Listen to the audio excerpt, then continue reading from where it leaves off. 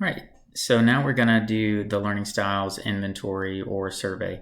When you click on the link that is below this video, you'll see this page will come up where it'll actually say answer the 20 questions. And so you'll want to click on answer the 20 questions right here. And there will be 3 response options for each of the 20 questions.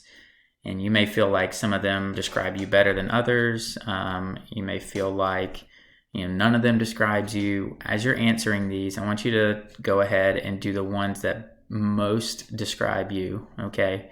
It may be difficult, but just pick the one that you feel like best describes you, or the first one that feels like, oh, that one is the one you identify with the most, okay? I am just going to click through and answer these so that I can show you what comes up at the end and what I want you to do next, okay? But you're going to take your time and actually answer them. I'm just clicking and answering, okay? All right, so at the end, you'll get this results page here, and it will tell you what your percentile scores are up here, and tells you what kind of learner you are. Some of you may have a couple that are tied, which is totally great and fine.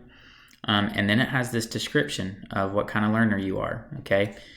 What I want you to do next is I want you to read this, and then I want you to take your stylus, okay? I have mine here, and this is the writing end, and this is the, what looks like the eraser end. I want you to double click the eraser end, and it takes a screenshot of what's on your screen. All right, and then I want you to copy this. So you use this button up here, or you can do Control-C. I'll go here to copy it. And then I want you to just paste this whole thing into OneNote. All right, so you're gonna paste it here underneath the results. So just Control-V to paste it, and then you can kind of resize it and crop it and stuff so it fits and looks nice and pretty. But you're going to put it there. You need to save these results because you're going to use them for something, okay? So take a moment to do that and complete this, and I will talk to you soon.